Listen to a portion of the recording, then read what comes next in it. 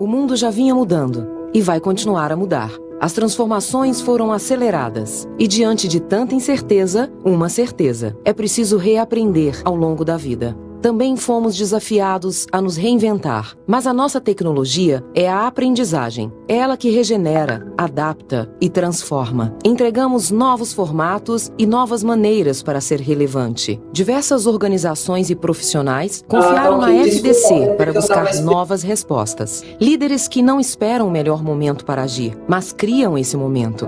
Empresas que estão influenciando a construção de um novo mundo. Nossa equipe sentiu, evoluiu, o propósito iluminou. Nossos professores continuam sendo mestres em ensinar, compartilhar e também em aprender. A pandemia deixou mais evidente que precisamos uns dos outros. Articulamos uma grande rede pela prosperidade. Renovamos nossa crença de que não basta ser uma das melhores escolas de negócios do mundo. É preciso ser uma das melhores escolas para o mundo. Fundação Dom Cabral. Para ser relevante.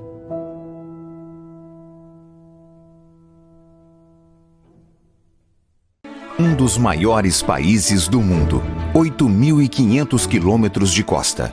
Seja bem-vindo ao Brasil da navegação de cabotagem. O país cresceu, se modernizou, mas para continuar competitivo, precisa evoluir. E uma das coisas que não pode parar de avançar é a infraestrutura. Por isso, a excelência logística é fundamental nesse processo. E aí que a cabotagem se encaixa. Sua interligação com os modais de transporte é a melhor solução para o país. Afinal, são rotas livres, sem trânsito, que trazem mais segurança, reduzem o tráfego nas estradas, gases emitidos e as jornadas dos caminhoneiros. São milhões de toneladas que chegam a seu destino de maneira mais eficiente. Mas é possível fazer mais. E a ABAC está lutando para avançar com toda a força à frente. Cabotagem. Solução estratégica para um país continental.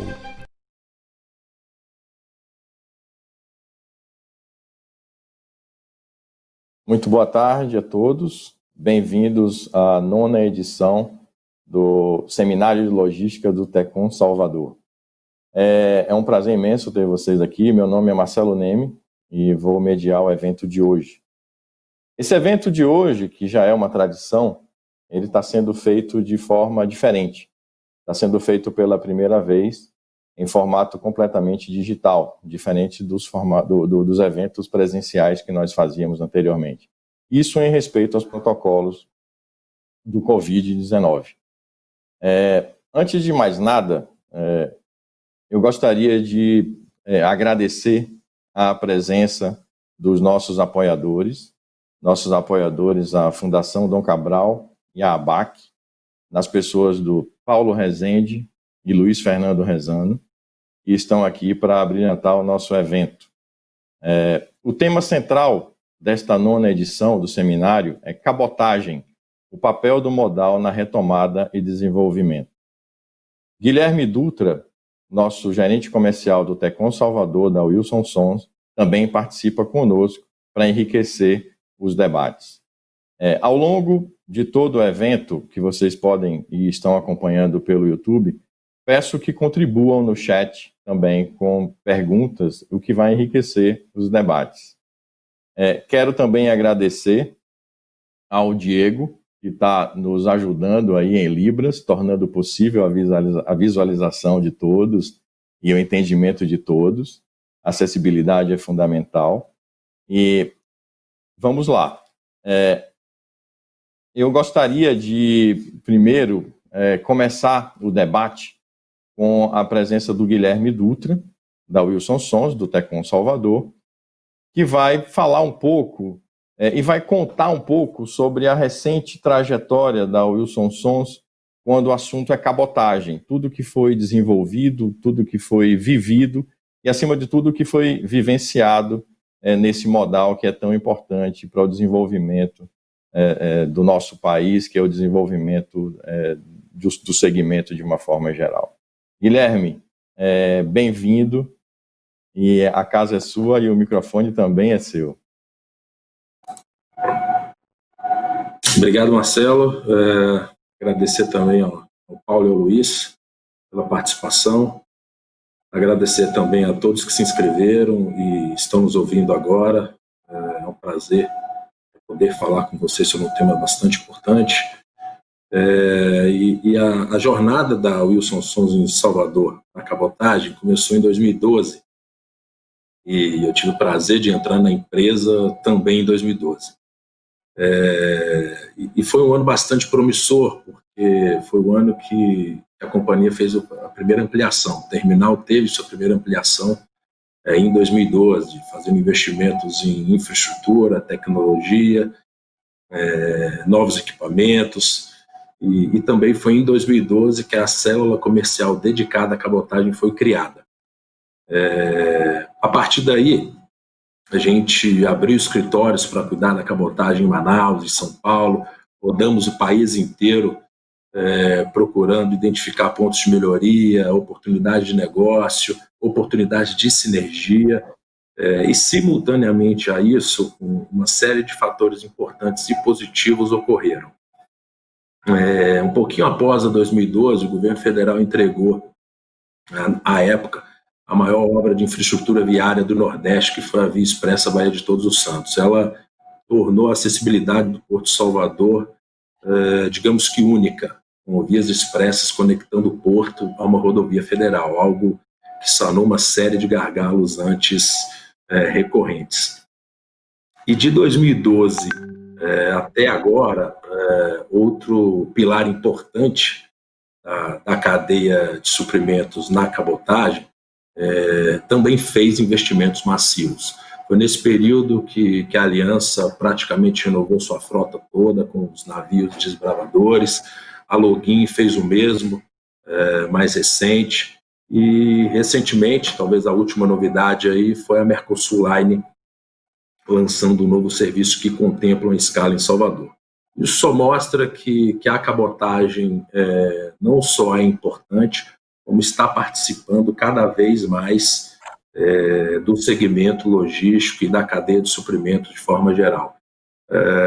Foi bem importante o vídeo da ABAC ter passado no começo, porque quando eu comecei, era bastante comum ter alguns dogmas, né? 2 perguntas sempre eram feitas: quanto custa e quanto tempo leva para levar um bem de um lugar ao outro. E somente as respostas dessas perguntas não traz o benefício que a cabotagem é capaz de entregar para a cadeia de suprimentos. E outra era que segmentos específicos não tinham aderência à cabotagem, justamente por demandarem celeridade ou urgência. E no vídeo da ABAC a gente pôde ver uma série de segmentos de negócio: pneus, 2 rodas, automotivo, bebidas. No nosso caso, além destes, alguns segmentos bastante sensíveis estão na cabotagem hoje. Por exemplo, higiene e limpeza é um segmento bastante sensível e primordial nesse período desafiador que a gente vive durante a pandemia. Se não fosse a cabotagem, eu tenho certeza que essa indústria não conseguiria abastecer a população como está fazendo até hoje, garantindo a segurança de todos. Automotivo, que tem o just-in-time aí na sua cultura, não só entrou na cabotagem, como permanece. Então, esse dogma de que celeridade e urgência não casa com cabotagem foi desfeito ao longo desses 8 anos, pelo menos na experiência que eu tive. E isso, para mim, mostrou que a cabotagem não só é importante, como ela vai desempenhar um papel crucial para o desenvolvimento das companhias pensando no futuro. A diversificação da matriz, ela deixou de ser uma opção e passou a ser uma necessidade.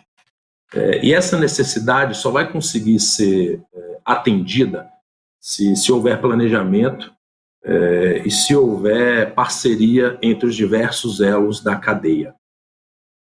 Todos esses segmentos que eu comentei só tiveram sucesso e estão hoje na cabotagem desfrutando de todos os benefícios aí que os transportadores, armadores, empresas de ferrovia, terminais portuários podem prover, porque todas criaram elos, e esses elos, além de sólidos, são regados por parceria. Essa sinergia é crucial para que todos os benefícios que a multimodalidade pode trazer sejam entregues, seja para o recebedor da carga, que vai ter a sua carga numa data e a hora previamente agendada, e seja para o embarcador, que também vai poder planejar isso tudo. Eu acho que essa inteligência na logística, essa necessidade de integrar players importantes e raciocinar de forma holística, seja de ponta a ponta, garantindo que todos consigam entregar alta performance, é crucial, e eu acho que sem isso não vai ser possível. A pergunta que eu comentei lá atrás, que ainda vai continuar a ser feita por um longo período, de quanto tempo leva e quanto custa, ela vai continuar nas mesas de negociações, ela é extremamente importante, mas essa inteligência e essa vocação para o futuro, ela vai permear essas duas perguntas e garantir que essas negociações aconteçam de forma plena. E é esse ponto, eu acho que o professor Paulo vai poder contribuir de forma sólida, dadas as experiências e experimentos que ele vem fazendo aí ao longo do tempo com bastante sucesso. Agradeço novamente o tempo que foi disponibilizado para conversar sobre esse tema e espero terminar o evento entregando tudo que o público precisa. Obrigado, Marcelo. Eu que agradeço, Guilherme, foi excelente a fala. Para desmistificar um pouco esse tabu, o que você considera, o que é que você diria para a pessoa que está ouvindo, o empresário que está ouvindo hoje, que tem pouca vivência com cabotagem e tem algum receio de que a cabotagem seja burocrática demais ou demorada demais? Tem alguma mensagem final que você queira deixar para o público dessa natureza? Eu acho que sim. O primeiro é fazer parcerias sólidas. As parcerias sólidas só podem ser feitas com pessoas profissionais. Não é algo fácil de ser feito, até porque os benefícios são infinitos. Então, benefícios infinitos não são conquistados de forma fácil. Tem os armadores que eu comentei no início, são todos experientes nisso, conhecem a melhor forma de entregar uma solução logística plena para cada segmento desse, e conversar com os terminais e transportadores também para dificuldades talvez a segunda dica.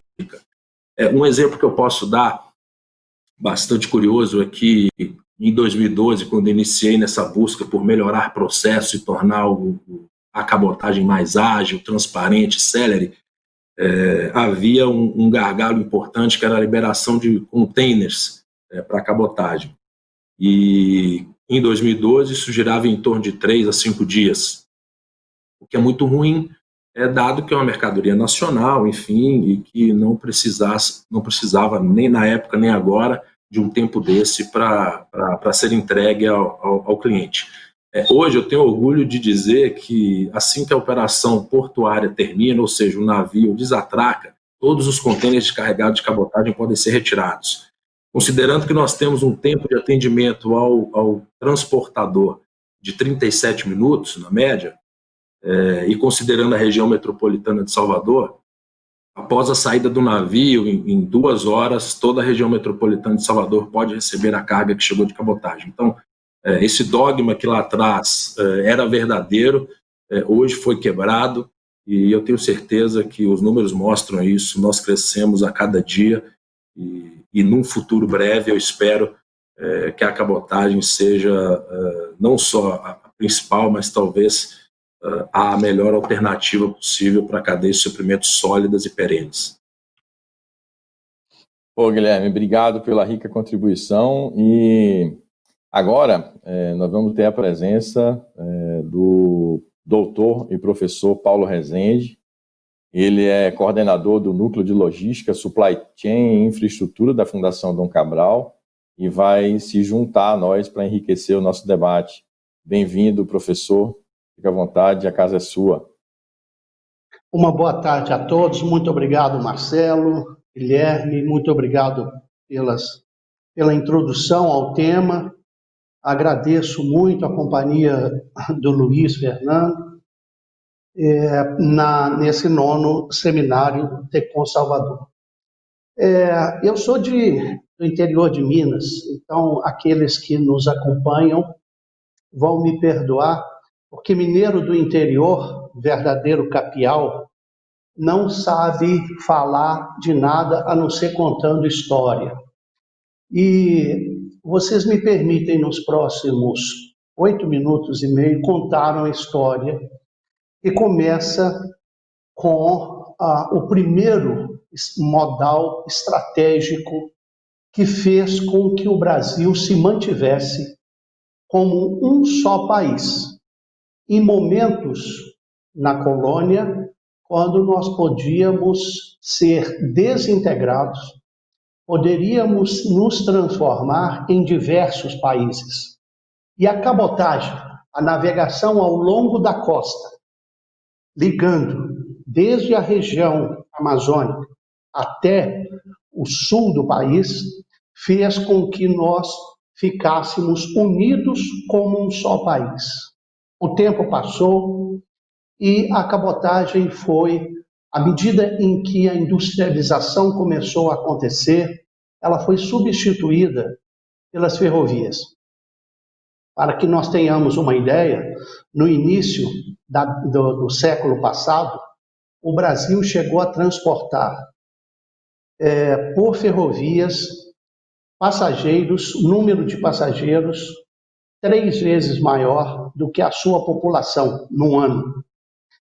O tempo passou e, mais uma vez, as políticas brasileiras cometeram um grande erro de simplesmente substituir um modal que prevalecia até então, no caso as ferrovias, por um segundo modal, que foi o caso rodoviário. E o modal rodoviário, então, começou a ter uma participação dominante na nossa matriz de transportes, o que prevalece até hoje. Acontece que agora o Brasil tem um desenvolvimento, uma estratégia, inclusive, de desenvolvimento para o interior, ou seja, ele vai na direção do interior, se afastando da costa do Atlântico. E isso exige de nós um aumento nas distâncias médias de transportes. Somos um país continental. O que acontece é que nós não poderemos cometer o mesmo erro histórico que cometemos. A cabotagem se apresenta agora como uma grande oportunidade, mas ela não deve ser vista como o modal prioritário. Agora tudo vai para a cabotagem. Todos nós queremos agora que tudo seja transportado por cabotagem, porque cometeremos exatamente o mesmo erro histórico que cometemos ao longo da nossa existência como país, de um modal substituir o outro. O conceito atual é uma matriz mais equilibrada, mas não é porque um modal vai transportar mais do que o outro. É porque um modal vai se encaixar numa dinâmica logística melhor do que o outro. No caso da cabotagem, assim como das ferrovias e hidrovias interiores, a economia de escala e a economia de distância fazem com que, naturalmente, as operações tenham um resultado de um custo de transporte menor numa longa distância e com grandes volumes, principalmente para produtos que se encaixam na cadeia de suprimentos alinhados a esse tipo de dinâmica logística. Acontece que também por uma questão de restrições de operações do próprio modal, a cabotagem não consegue fazer o porta a porta.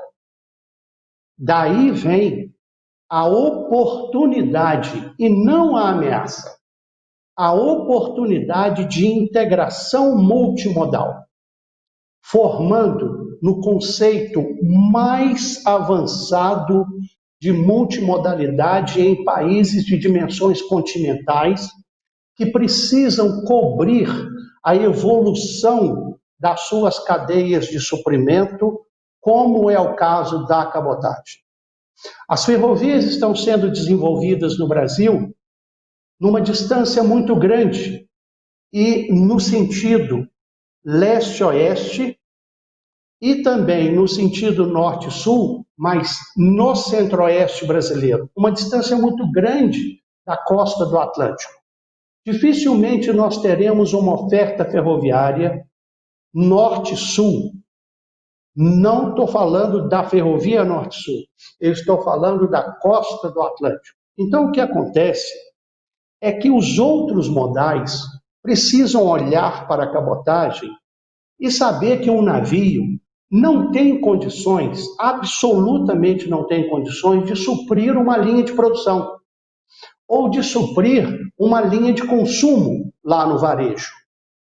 Então, forma-se nesse momento o conceito que nós conhecemos como espinha de peixe, onde um grande corredor, no caso a cabotagem, dilui os custos de transportes, refletindo nos custos logísticos, e tanto na origem quanto no destino, um modal de maior flexibilidade, como, por exemplo, o rodoviário, vem e se encaixa na dinâmica da logística integrada.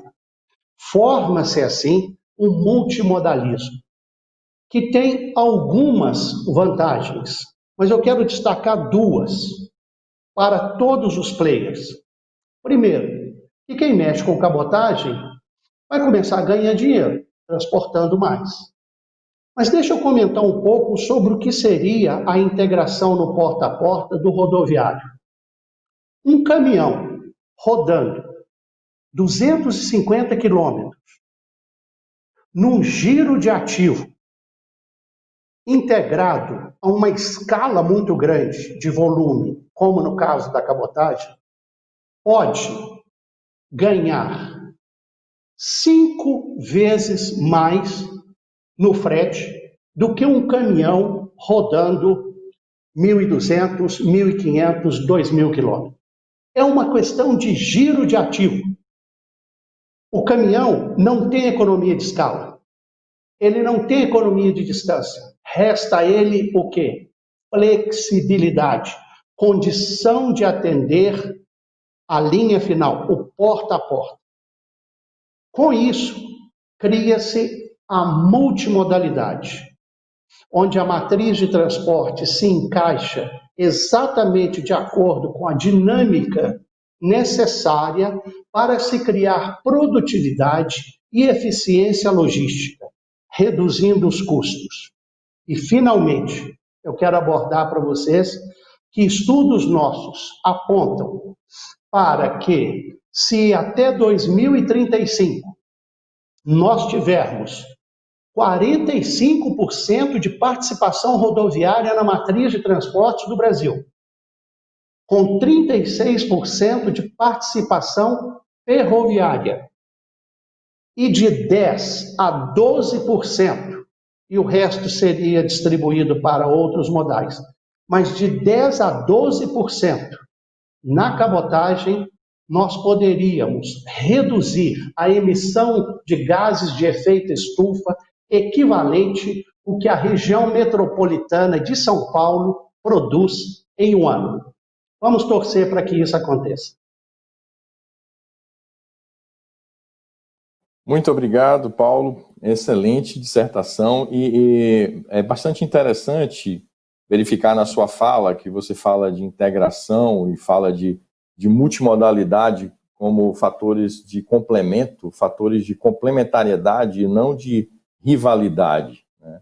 E fala da questão de flexibilidade, uma vez que a cabotagem ela é utilizada para muita coisa. Então, essa diversidade, de fato, é interessante como você estrutura a tua fala mesclando esses 3 pontos, né? A integração logística, a multifuncionalidade e a flexibilidade. E já começaram a chegar perguntas sobre diversidade de cargas, então isso é muito bom. Agradeço muitíssimo a sua participação e eu gostaria de convidar agora o nosso Luiz Fernando Rezano. Ele é diretor executivo da ABAC, a Associação Brasileira dos Armadores de Cabotagem. Tem uma longa estrada aí, inclusive é membro de Comportos, já participou de outras associações igualmente importantes. E a fala é sua, a palavra é sua, Luiz, por favor.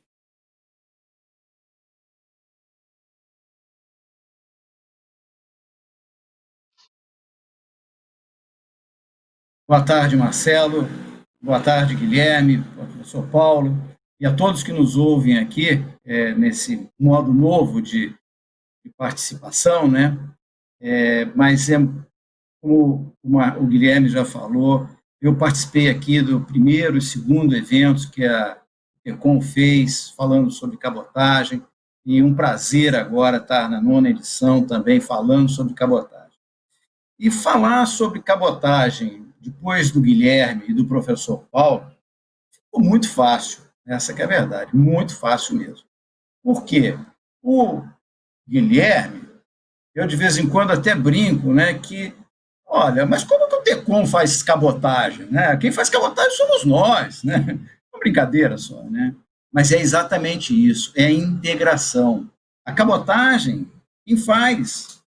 Somos nós, as empresas de navegação, o terminal, o rodoviário que ele integra, que aí já é o conceito que o professor trouxe da multimodalidade, que é fundamental.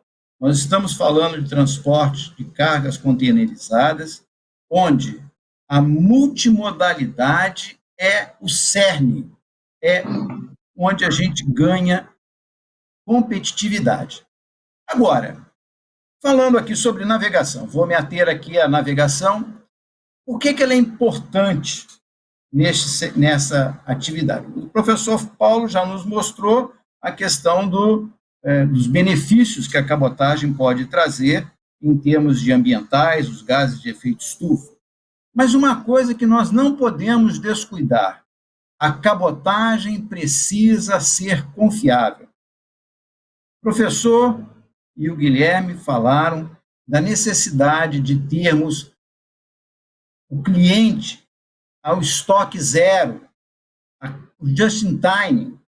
Isso tudo são conceitos de que a cabotagem, que era daquelas perguntas, né, Guilherme, que era difícil de responder, mas o navio atrasa. Não, o navio não atrasa mais. Essa que é a verdade. Os navios de container hoje têm janelas acertadas com os terminais para não atrasar. O navio de container não pode mais chegar na barra e ficar esperando uma vez no cais, não existe mais isso. Então, nós atendemos o nosso cliente, e aí na multimodalidade, nós atendemos o nosso cliente com uma hora marcada. Nós coletamos a carga no cliente na hora combinada, porque senão isso gera multas. Então, a cabotagem precisa ser confiável, isso é muito importante. E hoje, estamos todos falando de cabotagem, né? É muito interessante, né? Talvez por causa do projeto de lei, daqui a pouco cabotagem virou moda, mas há pouco tempo atrás nós tínhamos dificuldades de falar sobre cabotagem, e ninguém queria falar sobre cabotagem. E a cabotagem vem crescendo a mais de 12% ao ano. Tivemos uma pequena desaceleração por conta da pandemia, como todos os setores aí tiveram a redução. Por quê? A cabotagem transporta o produto interno bruto brasileiro. Então, se a nossa economia reduz também a cabotagem. Então, o governo deve estar atento a isso daí. A maneira de crescer a cabotagem é com maior demanda. Não é trazer mais navios. Navios terão que estar aqui sempre para atender as demandas.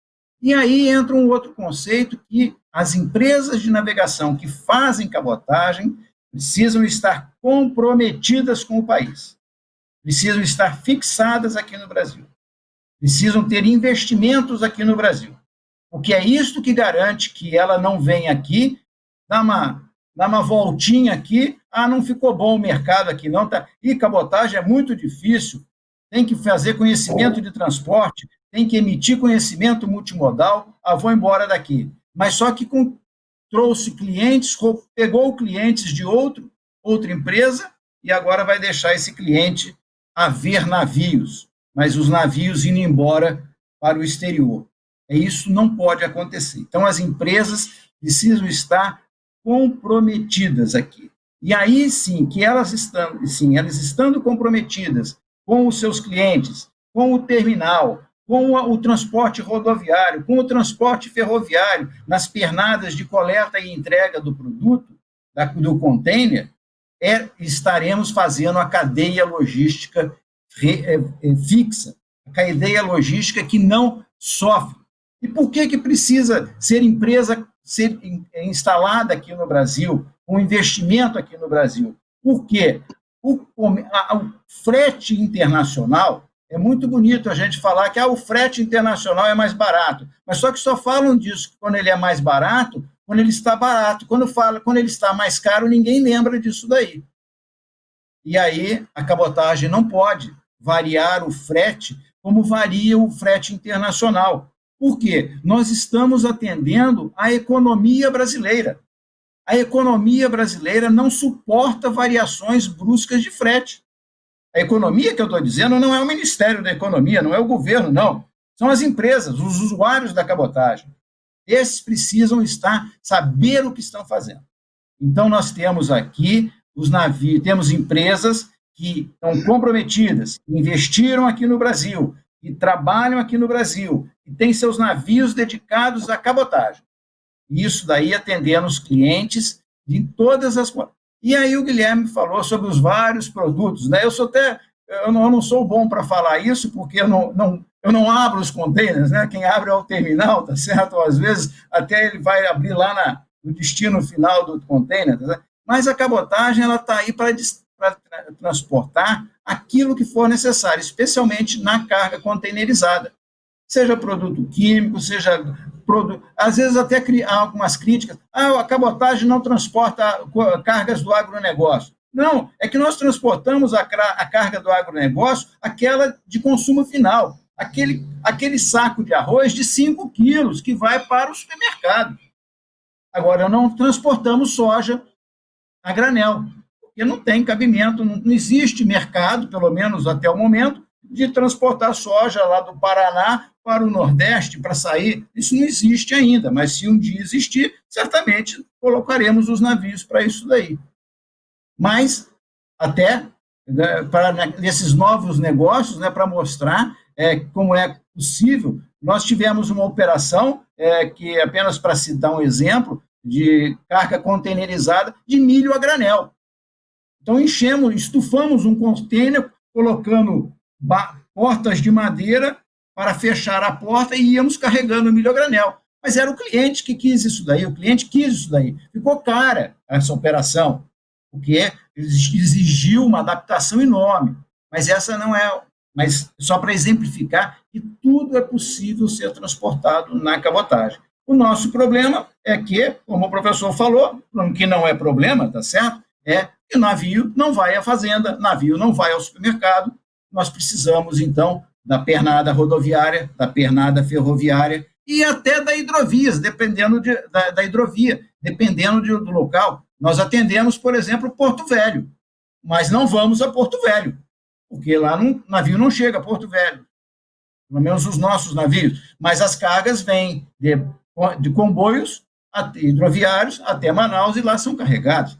E aí as linhas vão aparecendo. Então, até vou aproveitar aqui sem fazer propaganda nenhuma, nem posso fazer esse tipo de coisa, mas aí você vê, a Mercosul desenvolveu uma nova linha, que é o Nexco, que é uma linha expressa, que faz Santos, Salvador, Suape, Rio de Janeiro, Santos. Faz esse pequeno círculo, porque tem carga para fazer isso. Tem uma outra empresa, que a Aliança tem um navio que fica fazendo feeder da cabotagem, professor. Até existe isso, sabia? Porque ele fica pegando cargas de Belém e de São Luís, levando para Pecém para poder fazer a descida da viagem para o sul. Então, a cabotagem está aqui, ela é confiável, empresas investidas e que querem investir mais. seja com os novos projetos de lei, com as novas decisões do governo. Queremos investir mais, queremos ser concorrentes entre nós mesmos para oferecer o melhor serviço aos nossos usuários, aos nossos clientes. E essa parceria com a academia, com os terminais, é fundamental para que a gente possa fazer isso. Então, é esse que é o meu primeiro recado aqui, estou à disposição para os debates. Bom, muitíssimo obrigado, Luiz. Foi realmente enriquecedor ouvi-lo, o debate realmente está muito rico. E começaram a chegar as perguntas sobre os diversos temas. E já aproveitando que o Luiz está aquecido, e aí eu venho aqui buscar uma pergunta de qual é a sua opinião sobre o texto. Quem fez essa pergunta foi o Antônio Moura. Qual é a sua opinião sobre o posicionamento do governo com relação ao PL, BR do Mar, bem como o texto final que ele apresenta? Obrigado, Antônio Moura, né, pela pergunta. Você pode achar que eu fugi do programa do PL, né? Mas não, é porque realmente é uma coisa... E, por acaso, eu acabo de receber aqui no meu WhatsApp o relatório, né? Um primeiro relatório, uma primeira versão aí, né? Bom, eu acho assim, nós nos debruçamos muito com isso. O primeiro ponto desse assunto que eu gostaria de abordar é o seguinte: é que é muito perigoso um tema que mexe com investimentos do setor privado ficar longo tempo em debate. Então, nós começamos o debate desse programa BR do Mar em fevereiro do ano passado. Estaremos completando 2 anos em fevereiro do ano que vem. Não tenha certeza, investimentos ficaram paralisados nesse período, o que não é bom. Mas vamos ao PL, tá certo? Na realidade, eu gosto sempre de destacar o seguinte: foi tudo vendido como programa BR do Mar, mas o PL é o programa de BR do Mar e mais alterações legais, tá? Então, falando sobre o programa BR do Mar, que foi desenvolvido para reduzir os custos operacionais e, portanto, os custos que a cabotagem pode vender o seu serviço para os seus clientes, essa que foi a motivação, reduzir custos. Entretanto, o texto, como apresentado, ele, ao permitir o afretamento de navios estrangeiros da subsidiária integral da Empresa Brasileira de Navegação, ele reduz o custo operacional, pode reduzir o custo operacional, mas ao exigir uma questão trabalhista, causa um acréscimo do custo operacional. Então, corre-se um risco enorme desse programa ser um fracasso. E nós temos alertado sempre o governo desse fato, de que ele tem que tomar cuidado, porque será ruim para eles até, porque gerou uma expectativa nos usuários enorme e vai ser um fracasso. O segundo aspecto que nós entendemos, Marcelo e Antônio, é que o programa BR do Mar, o PL alterou uma coisa que nós entendemos como fundamental, existência de empresa de navegação sem ter ativo, sem ter um navio. Ora, se tem uma coisa que é inconcebível na navegação, é a empresa navegar sem navio. Existe no comércio internacional o NVOCC, tá certo? Mas na cabotagem isso é um conceito que não funciona, porque na cabotagem nós estaríamos fazendo apenas uma brokeragem. Então, nós entendemos que isso tem que ser corrigido, isso não deveria progredir, porque dá chance à especulação de mercado. E a especulação será extremamente danosa para o item confiabilidade da cabotagem, como eu falei na minha apresentação. E o terceiro item, só para concluir, Marcelo, desculpa estar me alongando, é a questão dos incentivos. Se o programa é de incentivo à cabotagem, incentivo ao usuário da cabotagem, então os incentivos hoje existentes, que é especificamente a não incidência do adicional de frete de renovação da marinha mercante nas cargas com origem ou destino nas regiões norte e nordeste, ele deve ser renovado neste momento, para dar a garantia ao usuário de que ele terá os benefícios também na cabotagem. Então, assim, rapidamente, lógico que tem muito mais coisa, tá certo, no PL, mas é assim, rapidamente. Então, eu vou falar aqui, eu tomar a hora toda do seminário aqui, me desculpe. Muito obrigado. Eu achei que foi uma resposta bastante apropriada, eu achei que foi assertiva, eu agradeço muito.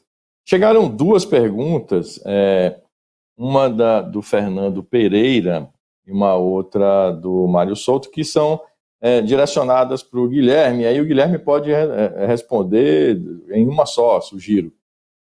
Existe cabotagem de veículos? Tenho muito interesse nisso. E em quanto tempo uma carga de cabotagem é liberada no porto? Bom, se existe cabotagem de veículo, eu acredito que Olha, não. Eu mandei para você a pergunta, mas, por favor, o Luiz, o Paulo, fiquem à vontade também, por favor. O Luiz certamente vai querer falar. Ele já provavelmente lembrou do teste que foi feito. Eu posso dizer para o telespectador aí que fez a pergunta, me lembre o nome, por favor, Marcelo, para não deixar de prestigiá-lo. Eu já vivenciei um teste, um piloto que foi feito com veículos e perdão, foi o Fernando Pereira que perguntou sobre cabotagem de veículos e foi o Mário Souto sobre o tempo. Sobre o Fernando tempo Pereira. De liberação de carga, exato. Eu vivenciei essa experiência, foi uma operação bastante interessante, e foi desenvolvido um rack para acomodar os veículos, eles ficavam inclinados dentro de um container, funcionou super bem, a operação foi segura, mas em larga escala, assim como o Luiz comentou sobre a soja e também o milho, o adequado, dado a produção de veículos, é que esses veículos sejam embarcados em navios ro-ro, apropriado para veículos. E aí o ganho de escala, eu acho que é muito maior. Então, essa operação não se perenizou, pelo menos na Bahia. Tá? Pode ser que o Luiz tenha um exemplo aí de algum outro estado. Sobre o tempo de liberação de cargas, eu até comentei lá na minha fala o quanto a gente evoluiu nisso. Em 2012, foi quando eu tomei a pílula da cabotagem, nós tínhamos alguns dias, de 3 a 5 dias, para liberar uma carga que descarregava em Salvador para os clientes e transportadores. Hoje, todo o navio, toda a carga de cabotagem descarregada, após a desatracação do navio, ela está liberada, ou seja, é simultâneo. Terminou a operação do navio, é possível que se retire a carga. O que ocorre é o planejamento entre a retirada, o tempo de atendimento e o trânsito até o cliente. Eu acredito que em torno de 6 a 7 horas é possível entregar um contêiner descarregado de cabotagem no seu destino final. Um avanço considerável de 2012 para cá. Bacana, muito obrigado. Comentar isso com o case do carro. Eu também estou provavelmente vai complementar, exatamente. O restante da costa aí acontecendo. Marcelo, a questão do veículos na cabotagem, né? Realmente, essa operação que o Guilherme mencionou, eu diria que é uma operação esporádica, tá certo? E muito customizada, tá certo? E colocar o veículo dentro do container, é possível, sim, e fazemos dessa forma. Mas assim, é para levar 1, 2 veículos, não é regular, certo? A questão de transportar veículos teriam que ser com navios ro-ro, esses navios que cabem vários, quantidade enorme, cabe 3 mil, 5 mil veículos aí dentro deles, tá certo? E não querendo polemizar aqui a matéria, tá certo? Mas houve uma tentativa, viu, Guilherme, aí na Bahia, essa que é a verdade, aí na Bahia. Porque quando a Ford se instalou aí na Bahia, e ela tem lá aquele terminal para embarque de veículos, tá certo? Ela pretendia fazer a distribuição do EcoSport, que foi o primeiro veículo produzido aí na Bahia, tá certo? Da linha Ford, né? Ela pretendia fazer a distribuição para a costa brasileira e para o Mercosul através de navios ro-ro, certo? Entretanto, houve um protesto muito sério dos cegonheiros, tá certo? Que não permitiram o embarque dos veículos e não tem. Então, hoje nós não temos nenhum navio ro-ro na costa brasileira operando na cabotagem. Mas, entretanto, operamos navio ro-ro afretados para o transporte de veículos do Brasil para a Argentina ou da Argentina para o Brasil também. Temos essa operação, sim, com navios afretados. E podemos fazer essa operação na cabotagem, sim. Entretanto, existe ainda uma resistência muito grande e até faz parte do programa BR do Mar, tá certo? A possibilidade do afretamento desses navios ro-ro na bandeira estrangeira operando na cabotagem como operação especial. É uma tentativa a mais aí de alguém que queira investir nisso daí, mas o primeiro teste não foi bom, não foi satisfatório. Obrigado. Ainda nesse... Vou só contribuir mais um pouquinho, rapidinho, Marcelo. Se eu ultrapassar o tempo aqui, me alerte.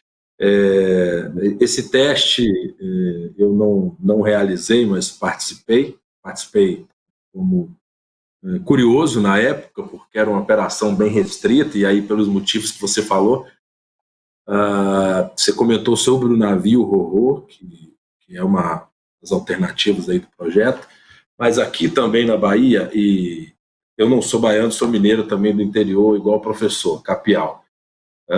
Mas aqui na Bahia também a gente conseguiu realizar algumas operações de cabotagem para componentes eólicos, grandes componentes eólicos, pás eólicas, aerogeradores, enfim, isso foi transportado da Bahia ao Rio Grande do Sul.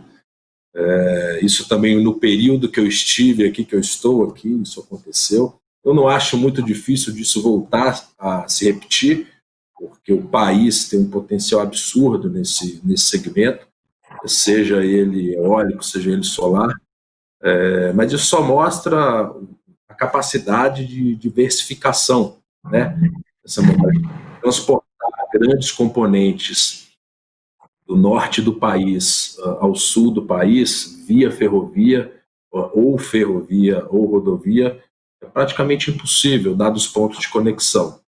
Mas também não é possível concluir ele somente pelo mar. E aí essa multimodalidade eu acho crucial. Então, a gente conseguiu fazer isso no passado e estamos trabalhando para repetir esse feito aí nos próximos anos. Ok, mais uma pergunta. O Bruno Lima Rocha pergunta, Rezano, como fica a obrigação de colocar 2/3 de tripulantes brasileiros a bordo dos navios afretados? Não há risco trabalhista nesse movimento? Meu prezado Bruno, muito prazer em ouvir, você me bota sempre na saia justa. O Bruno eu fui o diretor executivo do Sindarma, enquanto o Bruno foi presidente do Sindarma, né, meu presidente? Muito obrigado pela sua pergunta. Risco total, Bruno, risco total trabalhista, essa que é a verdade. Porque mesmo que na lei se tente falar que prevalece a lei da bandeira, a Convenção do Direito do Trabalho Marítimo, MLC 2006, que deve respeitar o direito à bandeira, a nossa Constituição, a nossa legislação trabalhista, ela é protetiva ao trabalhador marítimo. Então, o fato, e aí quando eu comentei, né, na minha resposta sobre o PL, de que deu-se a competitividade, redução de custos na cabotagem, operando navios de bandeira estrangeira, afretado a tempo, tá certo? Tirou-se ao colocar os 2/3 de trabalhadores marítimos. Por quê?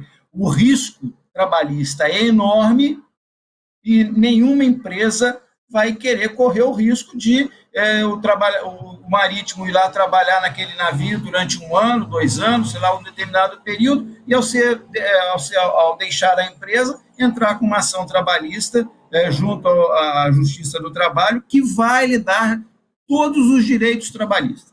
e ainda aplicar uma multa na empresa de navegação. Então, este é um ponto onde nós entendemos, Bruno, que não para em pé o projeto BR, o programa BR do Mar. Isso precisa ser corrigido. Esse quantitativo não tira não traz a competitividade, a redução de custo desejado. E eu acho que cabe, não tenho nada contra os trabalhadores, os marítimos brasileiros, não, que eles são bem-vindos, são excelentes, queremos empregos para eles. Mas vale lembrar o seguinte, que estes empregos hoje não existem. E se vierem os navios afretados a tempo, poderemos ter alguns empregos. Agora, todos não que será criado nenhum. Então, isso não é uma ameaça aos trabalhadores, de longe disso, mas o risco trabalhista está fazendo com que as empresas se afastem desse projeto, e aí, como eu falei, pode o projeto, o programa BR do Mar, ser mais um fracasso, como eu cansei de ouvir você falar quando foi o fracasso do REB. Então, eu estou vendo, eu até tinha notado aqui, eu nem podia imaginar que você ia fazer essa pergunta, mas olha só, nós corremos o risco do programa BR do Mar ter o mesmo fracasso que o REB teve na 9432. Agora, para o professor Paulo aquecer os motores, tem uma pergunta da Isabela Tanajura. Ela comentou, achei muito interessante e você acredita, de fato, que a cabotagem pode também trazer oportunidades para outros modais. Como você imagina que essa complementariedade vai acontecer? Muito obrigado, Isabela, pela sua pergunta, pela sua questão. Isabela, deixa eu tentar colocar para você que isso tudo vai acontecer à medida em que o Brasil perceber que as chamadas cadeias de suprimento passaram por uma grande transformação ao longo das últimas décadas, na sua chamada função logística. A função logística ela é composta de duas variáveis, que é estoque e transporte. Então, o que acontece é que as cadeias de suprimento começaram, por uma questão de custo, a reduzir o volume de estoques ao longo da sua dinâmica de logística integrada. Com isso, a segunda variável da função logística, que é o transporte, começou a adquirir uma importância muito grande de ressuprimento contínuo de linhas de produção e de linha de consumo. A isso nós chamamos de cadeias mais responsivas, ao invés de cadeias mais estocadas. Acontece, Isabela, que se nós tivermos toda a nossa cadeia de suprimentos, toda a nossa logística dependente de um modal de transporte, o que vai acontecer é que qualquer instabilidade nesse modal pode provocar rupturas imediatas em linhas de produção e em linhas de consumo. Então, um mundo mais desenvolvido, e eu acredito que o Brasil caminha para isso, é que ele já descobriu que modais não podem competir uns com os outros, assim como uma matriz não pode ter predominância de um só modal, porque é uma questão de gestão de risco de país. Vimos isso recentemente na paralisação que tivemos no setor rodoviário.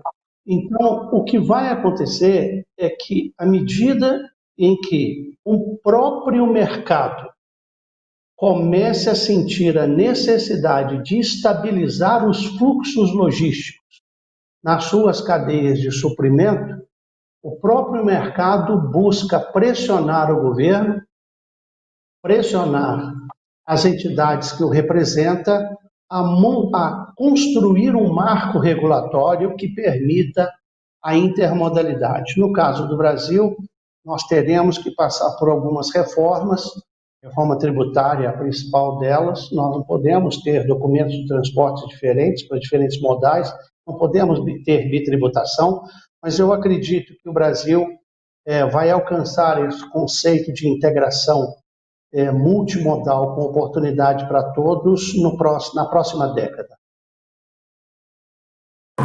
Bem, professor, alguém quer fazer algum complemento? Fique à vontade, mas se não, tem uma nova pergunta para o professor Paulo.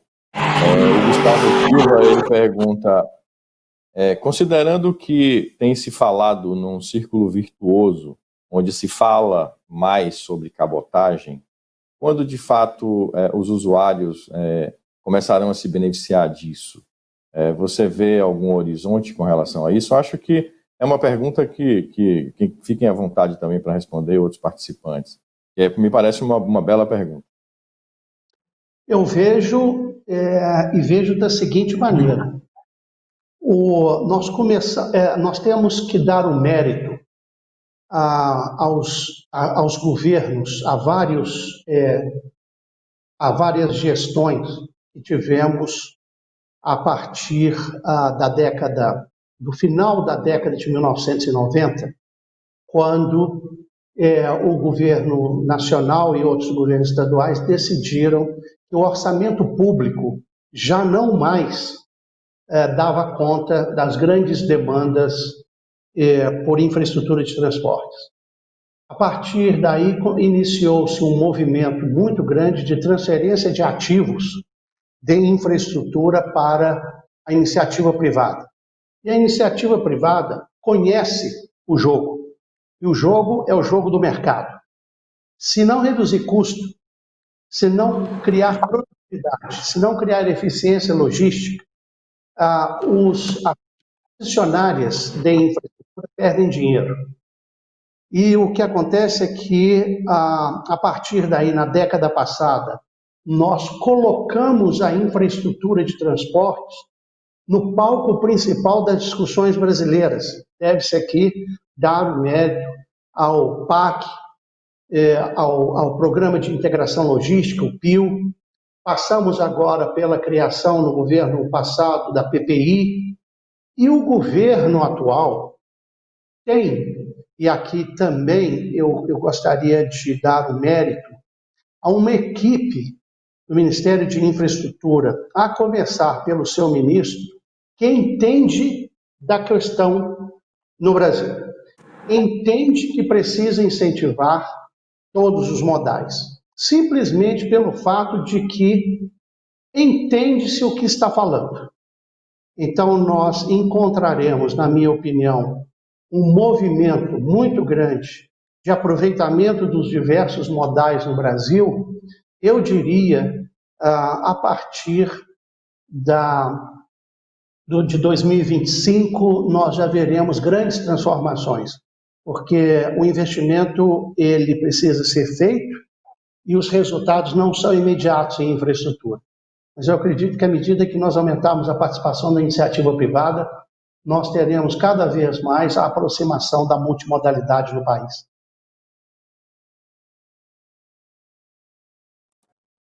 Teve uma pergunta do Marcos Isaac, que aí ele não direcionou para ninguém, mas ele comentou que no início dos anos 80 existiu cargas de veículos em navios ro-ro, e aí ele abrange um pouco mais dizendo, existe algum risco dos sindicatos, ao verem um movimento de crescimento de cabotagem, fazerem algum tipo de ação, ou seja, vocês veem esse risco ou todo mundo ganha? Eu acho que partindo aí do que é a tônica do nosso evento, é de que todo mundo ganha. Existe esse risco? Não sei quem gostaria de responder de forma sucinta. Posso responder, porque inclusive eu queria complementar aqui a resposta do professor sobre quando os usuários vão sentir, tá certo? Cabotagem, né?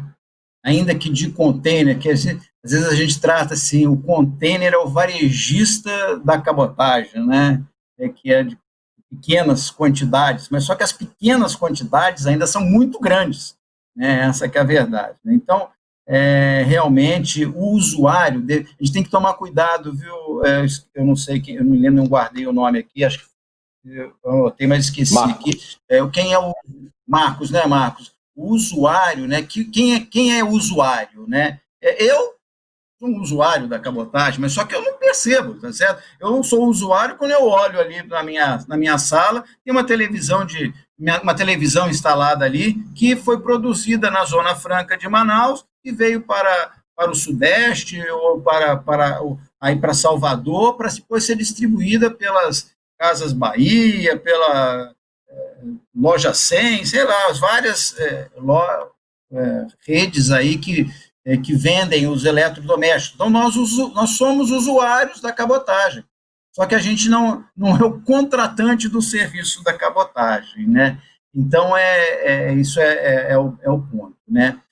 Com relação à pergunta sobre o horror na década de 80, né, foi tudo experimental ainda, viu? Não houve nada disso daí. Agora, nós temos visto atualmente alguns movimentos, né, de sindicatos, não, mas vai tirar minha carga, eu vou perder no 40% do meu valor, do meu frete, não fazendo mais na longa distância. Mas eu acho que o professor fez uma abordagem muito interessante, que a gente tem que ganhar, o caminhão não ganha em escala, tá certo? Então ele precisa fazer um outro tipo de operação, tá certo? A cabotagem, ela é viável pela escala, essa que é a verdade, pela quantidade de cargas que ela leva. Então eu acho que esses movimentos, cada um tentando defender o seu segmento, não querer perder, mas ninguém está perdendo. É um jogo do ganha-ganha. Eu acho que é por aí eu colocaria, eu acho que o professor talvez pode acrescentar muito mais aí no que eu falei já, né? Olha, eu só acrescento realmente, viu, Luiz, uma questão extremamente pragmática. Assim, a Fundação fez uma comparação entre países de dimensões continentais com costa suficiente para implementação de cabotagem, chegando a uma matriz de transportes mais equilibrada, e quando nós fizemos uma análise da rentabilidade, ou seja, quanto que um operador ganha, desde o caminhoneiro, desde o autônomo, caminhoneiro autônomo, passando por empresas rodoviárias maiores, uma comparação é que, por exemplo, um caminhoneiro autônomo nos Estados Unidos tem um rendimento cerca de 5 vezes maior líquido do que um rendimento de um caminhoneiro autônomo no Brasil. Então, assim, países continentais jamais presenciaram uma queda no rendimento, uma queda na receita, uma queda no salário de nenhum modal a partir do momento em que uma matriz mais equilibrada de transporte foi implementada. Então, eu acho que esse é um paradigma que nós temos que tomar bastante cuidado, porque, às vezes, quem acha que está defendendo uma categoria está tirando dessa categoria uma grande oportunidade de ganhar dinheiro. Bom, eu queria fazer um comentário para contribuir com o que o Luiz e o professor Paulo comentaram. Um dos objetivos de realizar o evento foi enriquecer o conhecimento das pessoas sobre a multimodalidade, sobre os riscos inerentes e sobre que decisões tomar a respeito ou que comentar até com o próximo ou influenciar. Eu fico muito feliz que essas perguntas tenham acontecido, eu fico muito feliz que o Luiz e o professor Paulo tenham feito essa integração e provocado certamente o público, porque esse é o objetivo principal do evento, fazer com que as pessoas que estejam assistindo despertem a curiosidade sobre o tema, procurem fontes corretas sobre o tema, e aí a ABAC, a FDC são, enfim, não preciso nem comentar, porque existem ainda muitos tabus e decisões equivocadas nesse meio. Então, tornar as pessoas um pouco mais conhecedoras sobre o tema certamente vai tornar a cabotagem o modal mais utilizado em larga escala. E eu acho que são essas pessoas utilizando essa inteligência que eu comentei lá atrás, que o professor complementou, e fazendo as parcerias estratégicas que o Luiz finalizou, que vão tornar esse processo mais célere. O professor comentou que 2025 ele acredita que seja um game changer aí, mas quanto mais as pessoas procurarem sobre o assunto, estudarem sobre o assunto, testarem sobre o tema e até forçarem que a cadeia entre nesse modal que vai trazer a sustentabilidade para todo mundo e ganhos mútuos, esse 2025 pode ficar mais próximo da data de hoje. Apesar de terem conceitos estruturais do governo, apesar de demandar ainda uma ação da iniciativa privada, como o professor comentou, das parcerias entre terminais e os demais elos da cadeia, no final das contas, são as pessoas que vão fazer isso acontecer. Então, quanto mais elas estiverem aptas a tomar decisões corretas, eu acredito que a gente antecipa aí, professor, de 2025 para daqui a 2 anos, 1 ano e meio. Esse é o nosso desejo, esse foi um dos motivos de promover esse encontro e esse debate. Com certeza. Agora, rapidamente, assim, não interpretemos 2025 como um ano mágico. É preciso de galgar os degraus daqui até lá. Então, o primeiro degrau é amanhã de manhã, porque senão não vai cair do céu a cabotagem. A cabotagem, como qualquer um outro modal, ele tem que sofrer incrementos permanentes, acreditar que ele pode trazer benefícios, enfim. Começar a trabalhar a partir de agora, porque, olha, deveríamos ter começado a trabalhar, né, Luiz, há 50 anos atrás. Sem dúvida, professor. Por isso que nós estamos aqui e ainda dá para fazer, porque 2025 não pode esperar. É exatamente isso daí. A gente tem uma mania de essas datas, né? Ficar de braços cruzados esperando chegar o ano de 2025 e aí nada acontece, né? Não. As ações têm que ser começadas ontem. E essa que é a verdade. Sempre a gente começa, está sempre atrasado. Essa que é a verdade. A gente precisa correr atrás. Bem, gente, nós chegamos aí ao final da nossa etapa regulamentar, né? Tem algumas perguntas chegando, mas quem não teve a sua pergunta respondida vão receber aí. Na verdade, todos que se inscreveram receberão o e-book do evento, conforme a opção de preenchimento dele, que atende à Lei Geral de Proteção de Dados, bem como a sua pergunta que não foi respondida no ar, pode ser respondida aí através do e-mail que está na inscrição, tá? Nós agradecemos muito ao Rezano, ao Paulo, ao Guilherme, a toda a equipe técnica, ao Diego Oliveira, que nos ajudou aí na acessibilidade de forma brilhante. Vejam a mágica do evento e quando a gente reúne gente boa. Nós tivemos a oportunidade de dissertar sobre integração logística, multimodalidade, flexibilidade logística, mesmo falando de navios, né, de forma que nós não temos essa cultura de associar flexibilidade ao marítimo, né, como o Brasil. Nós falamos de confiabilidade da cabotagem, nós falamos de investimento no Brasil, e falar de investimento no Brasil dentro de um evento patrocinado aí, feito pela Wilson Sons, uma empresa com 183 anos de vida, acreditando no Brasil, é fantástico.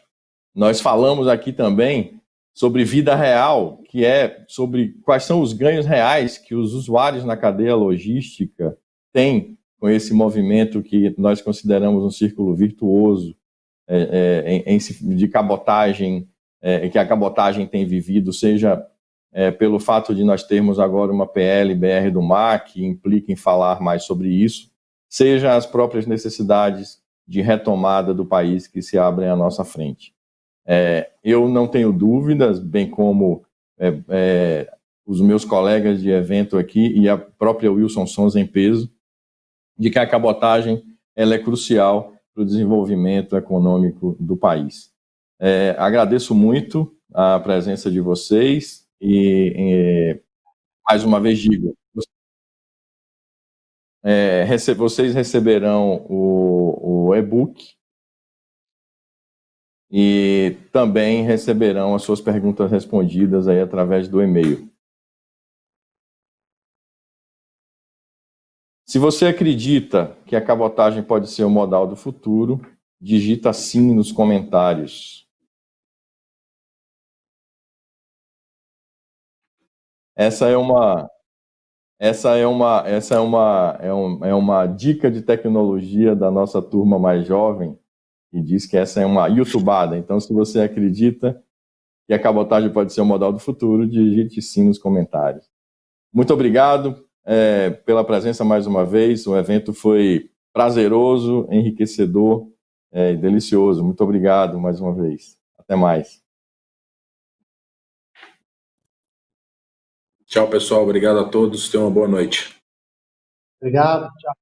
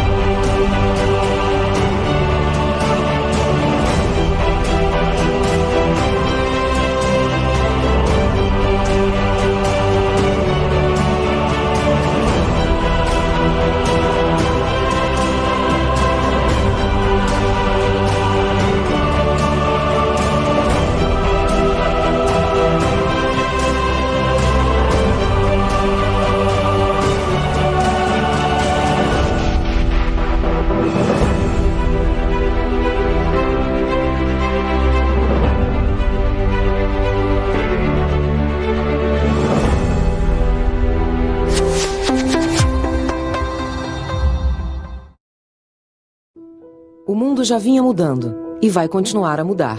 As transformações foram aceleradas e, diante de tanta incerteza, uma certeza: é preciso reaprender ao longo da vida. Também fomos desafiados a nos reinventar, mas a nossa tecnologia é a aprendizagem. É ela que regenera, adapta e transforma. Entregamos novos formatos e novas maneiras para ser relevante. Diversas organizações e profissionais confiaram na FDC para buscar novas respostas. Líderes que não esperam o melhor momento para agir, mas criam esse momento.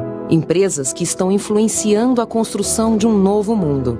Nossa equipe sentiu, evoluiu, o propósito iluminou. Nossos professores continuam sendo mestres em ensinar, compartilhar e também em aprender. A pandemia deixou mais evidente que precisamos uns dos outros. Articulamos uma grande rede pela prosperidade. Renovamos nossa crença de que não basta ser uma das melhores escolas de negócios do mundo. É preciso ser uma das melhores escolas para o mundo. Fundação Dom Cabral. Para ser relevante.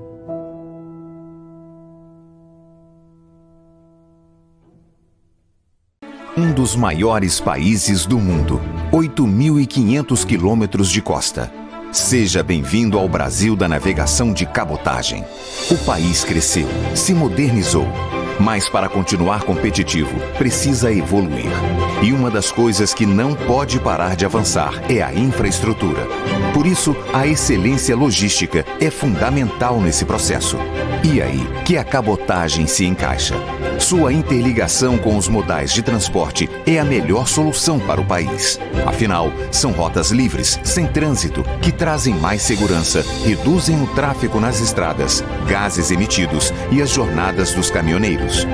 São milhões de toneladas que chegam a seu destino de maneira mais eficiente. Mas é possível fazer mais. E a ABAC está lutando para avançar com toda a força à frente.